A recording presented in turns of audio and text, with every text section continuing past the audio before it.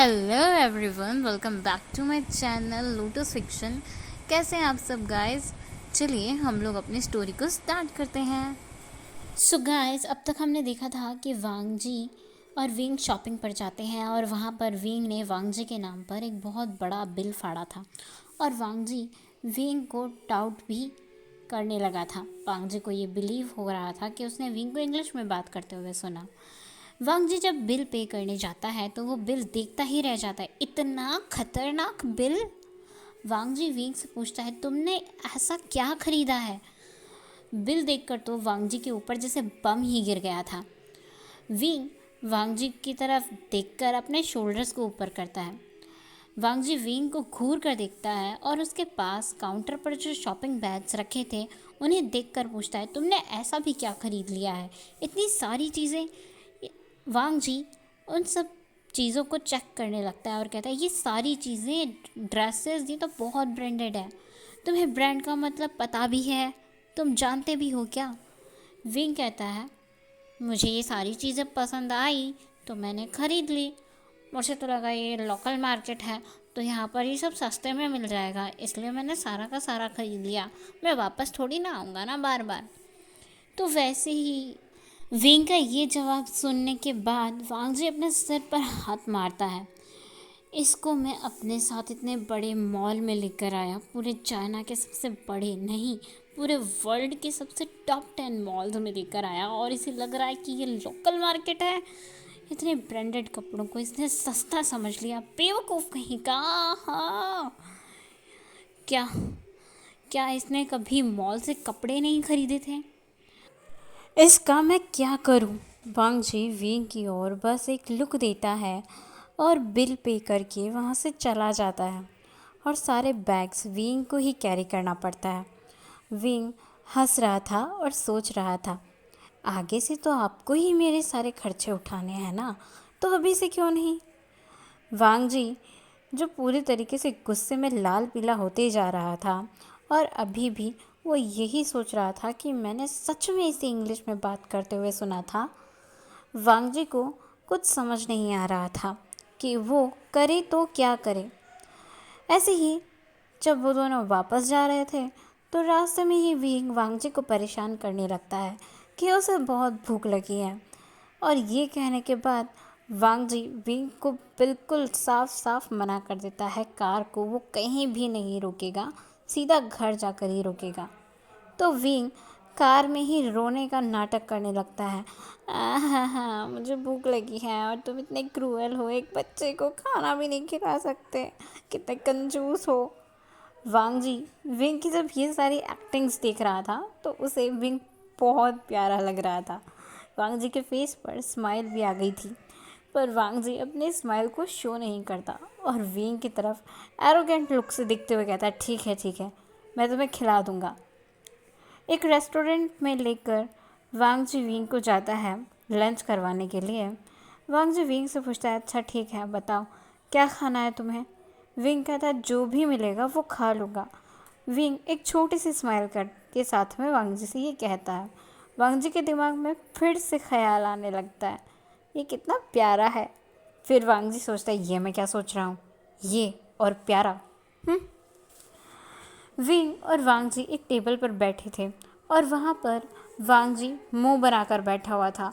Wing जिसे इतनी भूख लगी थी कि वो मेन्यू उठाकर ऑर्डर देने लग जाता है और वो वांग जी को तो भूल ही गया था। वांग जी फिर से शॉकिंगली विंग को देख रहा था। अभी अभी विंग ने मेन्यू पढ़ कर के ऑर्डर दिया, ये कैसे पॉसिबल हो सकता है? इसने तो कहा था, मम्मा ने तो कहा था कि ये पढ़ा लिखा नहीं है और वो तो जापानीज़ में ऑर्डर दे रहा है, क्योंकि जिस रेस्टोरेंट में वांग जी को लेकर गया था वो एक जापानीज़ रेस्टोरेंट था जहाँ पर ज़्यादातर डिशेस जापानीज़ ही थी और वहाँ का मेन्यू भी जापानीज़ लैंग्वेज में ही था। पर हाँ, साथ में उस पर चाइनीज़ लैंग्वेज भी लिखी हुई थी। वांग जी अब फिर से सोचने लग गया था। थोड़ी देर पहले ही इसने कहा था कि इसको इंग्लिश नहीं आती है और अभी ये जापानीज़ लैंग्वेज पढ़ रहा है। दाल में कुछ तो काला है, या फिर पूरी की पूरी दाल काली है इस आशियन की। वांगजी का शक विंग पर 2 गुना बढ़ गया था। मॉल में जो हुआ, वांगजी उसे इग्नोर करना चाह रहा था, पर अभी अभी जो उसके सामने हुआ उसे तो वो बिल्कुल भी इग्नोर नहीं कर सकता। ये तो पॉसिबल ही नहीं है। अब तो उसे और भी ज़्यादा शक हो रहा था, पर वांगजी बिल्कुल भी रिएक्ट नहीं करता। और जब विंग मेन्यू को नीचे रखता है तो उसकी नज़र वांगजी पर पड़ती है। उसे याद आता है कि उसने तो वांगजी के सामने ही ऑर्डर दे दिया, पर विंग नोटिस करता है कि वांगजी के कानों पर तो ईयरफोन लगा हुआ है, तो ज़रूर वांगजी ने उसका कहा हुआ कुछ भी नहीं सुना होगा। विंग थोड़ा सा रिलैक्स होता है, पर ऐसा कुछ भी नहीं था। वांगजी ने सब कुछ सुन लिया था, क्योंकि उसने अभी तक अपने फ़ोन पर कुछ भी चलाया नहीं था। बस वो ईयरफोन लगाकर बैठा ही था। वो सॉन्ग सुनने या फिर न्यूज़ सुनने के बारे में सोच ही रहा था, तभी विंग ने मेन्यू कार्ड उठाकर ऑर्डर दे दिया था। वांगजी ईयरफोन हटाता है और वेटर को देखता है जो उनके पास खड़ा हुआ था। फिर विंग से जानबूझकर वांगजी पूछता है कि क्या तुम खाना चाहोगे, बताओ मुझे। तो विंग मेन्यू में बने फ़ोटोज़ को दिखाते हुए वांगजी को बताता है उसे क्या क्या खाना है। सभी पर विंग अपनी फिंगर पॉइंट करके बोलता है। वेटर सब नोट करके चला जाता है और फिर वांगजी विंग से कहता है, ये सब बहुत ज़्यादा स्पाइसी फूड है, क्या तुम खा पाओगे? तो विंग कहता है, हाँ मुझे पता नहीं था, पर अभी भी मुझे पता चला जब आपने कहा। वैसे मुझे स्पाइसी ही पसंद है, तो मैं खा लूँगा। आधे घंटे के बाद ही उनका ऑर्डर रेडी होकर उनके सामने सर्व कर दिया गया था। वांगजी उसने अपने लिए कुछ और ही ऑर्डर किया था। वांगजी अपने खाने के साथ बिजी हो जाता है और खाते हुए विंग को देख रहा होता है। विंग जब खाना खा रहा था तो बहुत ही क्यूट लग रहा था। उसके दोनों फूले हुए गाल, रेड लिप्स और उसकी हल्की रेड हो रही नोज़ और चीक्स जो तीखा खाने की वजह से रेड होते जा रहे थे। ये सब देखकर वांगजी को विंग बहुत प्यारा लग रहा था। आशियन को ऐसा देखना वांगजी को अच्छा लग रहा था। वो सोच रहा था अभी शांति से खा रहा है तो कितना समझदार लग रहा है, कितना प्यारा लग रहा है, नहीं तो एक नंबर का बेवकूफ़ है। वांगजी विंग को मन में ही कर्ज भी कर रहा था। विंग को वो फूड ज़्यादा तीखा नहीं लग रहा था, इसीलिए विंग ने वेटर से कहकर एक एक्स्ट्रा चिली सॉस मंगवा लिया था। ये वांगजी की नज़र से चूका नहीं था। वांगजी मुंह में चॉपस्टिक घुमा रहा था और घुमाते हुए ही बोलता है विंग से, इतना तीखा कौन खाता है, मैं तो नहीं खा सकता। वांगजी ने अपने लिए एक सूप ऑर्डर किया था जो एक वेजिटेरियन सूप था, जिसमें सिर्फ नमक था, उसमें स्पाइसेस बिल्कुल भी नहीं थे। विंग भुक्कड़ों की तरह खा रहा था और दूसरी तरफ वांगजी जो सिर्फ एक बाउल सूप पीकर उठ गया था। विंग तो पेट भर के खाता है, वांगजी भी समझ जाता है और वो खाते हुए विंग को कुछ नहीं कहता, बस चुपचाप उसे खाते हुए देखता रहता है। अब तो दोनों रेस्टोरेंट से अपने घर आ जाते हैं। आने के बाद वो देखते हैं कि घर पर कोई न्यू मेंबर आया हुआ है, जो कोई और नहीं बल्कि विंग के ही डैड थे।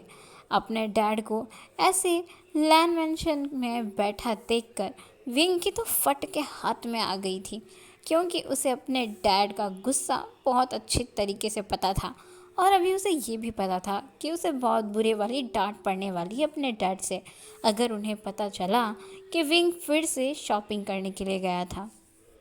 और विंग के हाथों में शॉपिंग बैग्स देखकर तो कोई भी बता सकता था कि विंग ने कितना ज़्यादा शॉपिंग किया है। विंग घर के डोर पर ही खड़ा हो जाता है। वांगजी जो कार पार्क करके विंग के पीछे पीछे आ रहा था, वो विंग से टकरा जाता है और उसके सर में लगती है। वो विंग से कहता है, क्या तुम यहाँ क्यों रुक गए, मेरे सर में लग गई। वांगजी अपना सर सहलाते हुए विंग से कहता है, चलो मुझे अंदर जाने दो, रास्ते से हटो। विंग कहता है, हाँ तो जाइए ना, आपको किसने रोका है। तो वांगजी कहता है, तुम यहाँ इतने सारे बैग्स लेकर खड़े क्यों हो। और उसकी ये बातें हॉल में बैठे 3 लोग सुन रहे थे। वो देखते हैं कि मेन डोर पर विंग और वांगजी झगड़ रहे हैं। विंग के डैड ये सब देख करके मिस्टर और मिसेस लैन से कहते हैं, मुझे माफ़ कर दीजिए, आपको मेरे बच्चे की वजह से इतनी सारी प्रॉब्लम्स फेस करनी पड़ रही है। ये तो एक नंबर का नादान है, इसे कुछ भी नहीं पता है और इसकी बेतुकी बातों में आप लोग भी आ गए हैं। तो मैडम लैन ही कहती हैं और मिस्टर लैन कुरैन भी कहते हैं, अरे आप माफ़ी क्यों मांग रहे हैं, आपको माफ़ी मांगने की कोई ज़रूरत नहीं है। वैसे भी हमारे घर में तो हमेशा ही सन्नाटा रहता था। वांग जी वो तो किसी से बात करता ही नहीं था। हाँ, पर जब से विंग आया तब से कम वो घर पर बात तो करता है। वांगजू तो वहाँ से चुपचाप चला जाता है जब उसकी नज़र अपने मॉम डैड पर पड़ती है और लैनी विंग को अपने पास इशारा करके बुलाती हैं और अपने पास ही बिठा लेती है। विंग सबके साथ बैठता है, तभी थोड़ी बहुत बातें होती हैं और जियांग फैंगमियान विंग से उसका हालचाल पूछते हैं और उसके बाद वो विंग से पूछते हैं, तुम्हारा ये नाटक और कितने दिन चलेगा विंग। तो विंग कोई भी जवाब नहीं देता। मैडम लैन विंग की तरफ देखती हैं और विंग एक स्माइल करता है, फिर कहता है कुछ दिनों तक और डैड, उसके बाद कुछ नहीं। मैडम लैन कहती है, हाँ आपको माफ़ी मांगने की कोई भी ज़रूरत नहीं है। जियांग फैंगमियान और विंग की बातों के बीच में ही उन्होंने वांग जी के बारे में बताना शुरू कर दिया था। वांग जी वो तो एक नंबर का कोल्ड पर्सन है। पहले तो ये घर पर टिकता भी नहीं था, पर आजकल थोड़ा बहुत टिक जाता है। इसे इसके काम के अलावा कुछ और दिखाई देता भी नहीं था। विंग हंसता है। वो उसके डैड बोलते हैं, तुम दोनों गए कहाँ थे। विंग कहता है, वो मैं शॉपिंग पर गया था। ये सुनने के बाद भाई वीचांग से तो शॉक्ड हो गए थे। वीचांग से कहते हैं, तुम शॉपिंग पर गए थे, मगर क्यों। तो विंग कहता है, वो मेरे लिए नए कपड़े खरीदने के लिए। वीचांग से कहते हैं, क्या नए कपड़े। घर पर जो तुम्हारे इतने सारे कपड़े पड़े हैं वो क्या अचार डालने के लिए है, या सजा कर रखने के लिए है, या फिर दान में देने के लिए है। मैडम लैन दोनों बाप बेटे को देख रही थी। तो विंग पाउट बनाने लगता है। विचांग से कहते हैं, ये हर वीक शॉपिंग करता है और फिर ऐसे ही लोगों में कपड़े बांटता फिरता है। ये सुनने के बाद मैडम लैन विंग की ओर बड़ी बड़ी आंखें करके देखने लगती हैं और मैडम लैन पूछती है, क्या मतलब है इसका। तो वी चांग से बताते हैं, विंग ज़रा ये बताना बेटा, तुमने आज कितनी शॉपिंग की है। तो विंग कुछ भी नहीं बोलता, एकदम चुपचाप अपना सर नीचे झुका कर बैठ जाता है। वी चांग से कहते हैं, ठीक है मत बताओ, मैं अभी पता कर लेता हूँ तुमने कितना शॉपिंग किया। वैसे तुम शॉपिंग पर गए कहाँ थे। वहीं गए थे जहाँ हर बार जाते हो। तो विंग अपना सर हाँ में हिला देता है। अब विंग को पता था अभी उसका भांडा फूटेगा और उसके डैड उसके ऊपर फूटेंगे। वी चांग से पूछते हैं, पर वांग जी को कैसे पता। हे गाइस, आज के लिए बस इतना ही। हम मिलेंगे नेक्स्ट पार्ट में। तब तक के लिए आपको वीडियो कैसा लगा प्लीज़ कमेंट करके ज़रूर बताना। Thank you for watching. Bye bye.